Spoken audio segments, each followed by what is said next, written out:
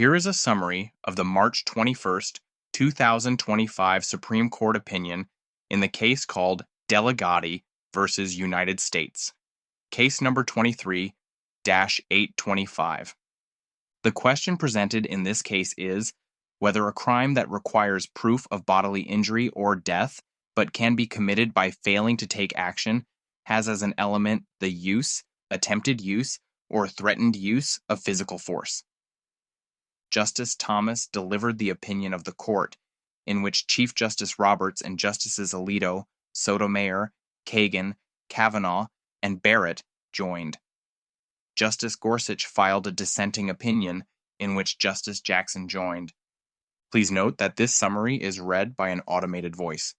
Justice Thomas's majority opinion, Title 18 U.S.C. Section 924 subjects a person who uses or carries a firearm during a crime of violence to a mandatory minimum sentence of 5 years. Sections 924 C1A(I) and D2. Section 924 C3A defines a crime of violence as a felony that has as an element the use, attempted use, or threatened use of physical force against the person or property of another. To determine whether an offense falls within Section 924 C3A's Elements Clause, the court applies the categorical approach, asking whether the offense in question always involves the use, attempted use, or threatened use of force. Here, Salvatore Delligatti was convicted of violating Section 924C after he recruited gang members to kill a suspected police informant and gave them a loaded revolver to carry out the job. Before trial, Delligatti moved to dismiss his Section 924C charge on the ground that the charge lacked the required predicate crime of violence, but the district court denied his motion. Delligatti's indictment charged him with attempted murder under the Violent Crimes in Aid of Racketeering VCAR statute section 1959 of 5, which required proof that Delligatti had attempted second-degree murder under New York law. Delligatti argued that a VCAR offense predicated on New York second-degree murder is not a crime of violence under paragraph 924C's Elements Clause because homicide under New York law can be committed by omission, defined as the failure to perform a legal duty. The Second Circuit affirmed the district court's conclusion that New York attempted second-degree murder is a crime of violence for purposes of Section 924C3A, held the knowing or intentional causation of injury or death, whether by act or omission, necessarily involves the use of physical force against another person within the meaning of Section 924C3A, pages 4 to 13. A. It is impossible to deliberately cause physical harm without the use of physical force under Section 924C.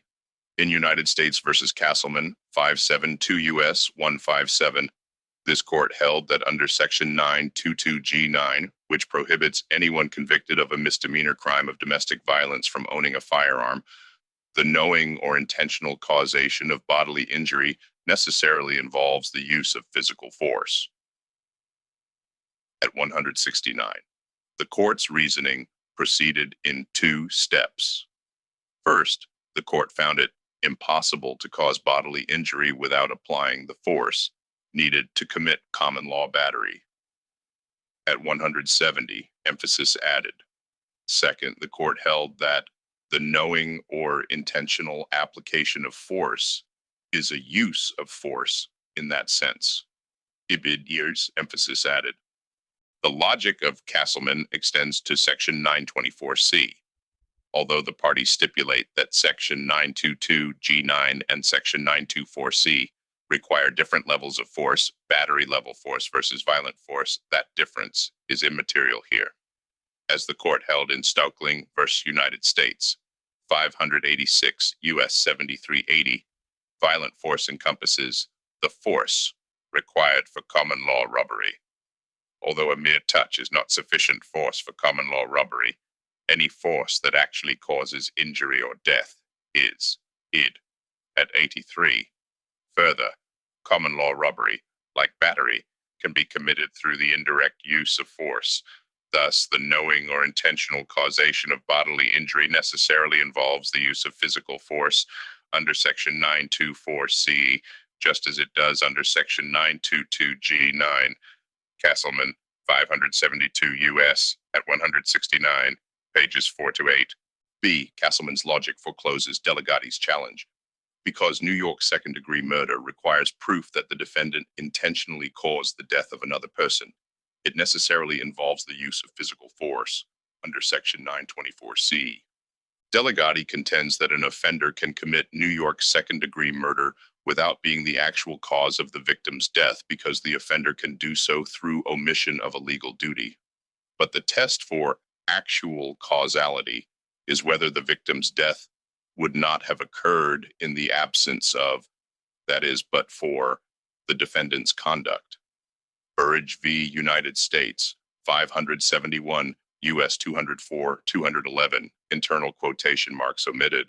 When a child starves to death after the parents refuse to provide food, the parent's conduct is no less a cause of death than if the parents had poisoned the child. Delligatti also argues that an offender who causes harm by omission does not make use of physical force against the person of another. Section 924, subsection C, subsection 3, subsection A. But it is natural to say that a person makes use of something by deliberate inaction. A mother who purposely kills her child by declining to intervene when the child drinks bleach makes use of the bleach's poisonous properties. Similarly, the phrase against the person or property of another in Section 924C3A does not exclude crimes of omission. That phrase at most requires that another person be the conscious object of the force. Borden v. United States, 593 U.S. 420, 430, plurality opinion. Whenever an offender deliberately causes bodily harm by omission, another person is necessarily the conscious object of physical force. The ordinary meaning of the term crime of violence confirms that Congress meant for the Elements Clause to cover crimes of omission. Intentional murder is the prototypical crime of violence, and it has long been understood to incorporate liability for both act and omission.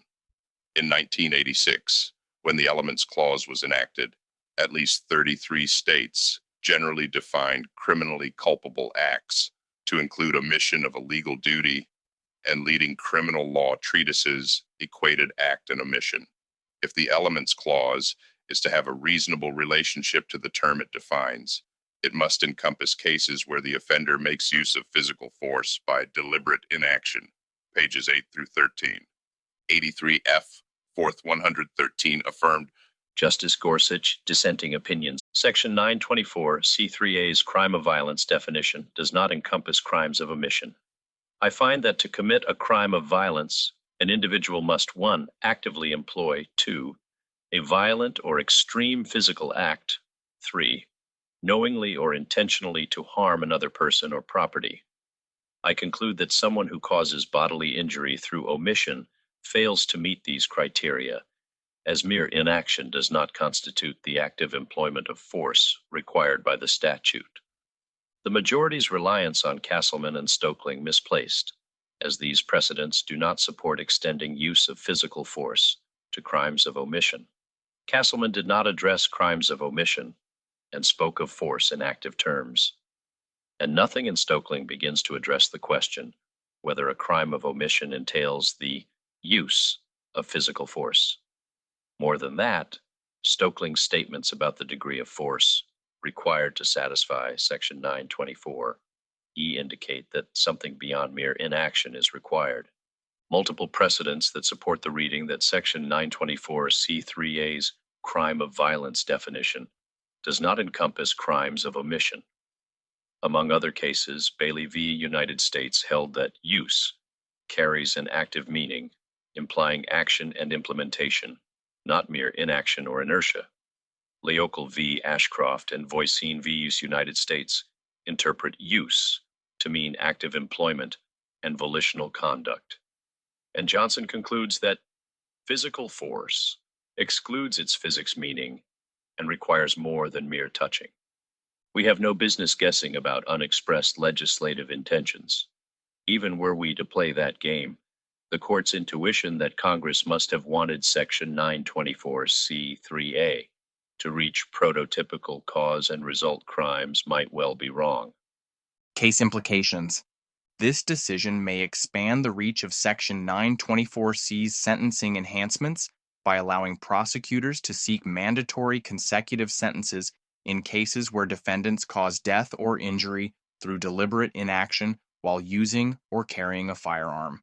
However, as the dissent notes, the practical impact may be limited since it would be unusual for someone to use, carry, or possess a firearm during a crime of pure omission.